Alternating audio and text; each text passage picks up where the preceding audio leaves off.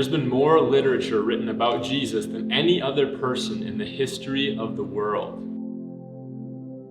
In the New Testament, we have 27 books, all of them written by either eyewitnesses of the death and resurrection of Jesus or friends of the eyewitnesses. Now, if I want to know what it was like to live during the Great Depression, I'm not going to go to a 20-year-old and ask them to tell me what it was like. I'm going to go to the 90-year-old and ask them to tell me all about it because they lived through it. They were there. They experienced it. And that's what we have in the book of Mark. Mark was on the earth in close proximity to the life of Jesus as it unfolded. A lot of people wonder, man, if God is real, then what's he like? And we don't have to look any further than Jesus. He's literally God in the flesh. All the fullness of God dwelled in him. There is no one like Jesus.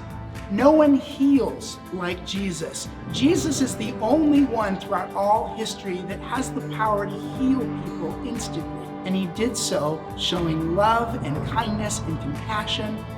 No one does miracles like Jesus. Jesus had the power to calm the sea. Jesus had the power over the sky. Jesus had the power to walk on water. No one's ever done this throughout all history.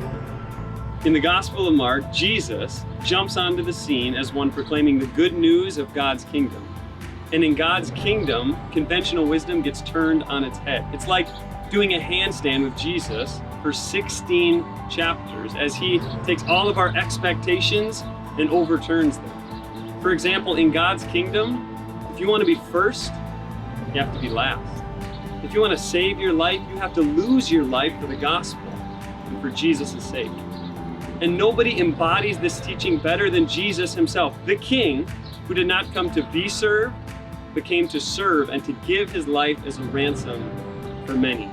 No one teaches like Jesus. Jesus has the ability to answer impossible questions that are designed to be traps, but answer them in a way that leaves us spinning and totally changes the way we think. There have been many great religious figures, many amazing people throughout the history of our world, but none of them compare to Jesus. What did he say? How did he interact with other people on this earth? How did he spend his time, among other things? By looking at the life of Jesus, we can learn so much about who God is and how we should respond to him. I invite you to join us on our sermon series through the book of Mark as we look at the person of Jesus. So if you want to have your world turned upside down, then come with us as we take a headfirst dive into the Gospel of Mark.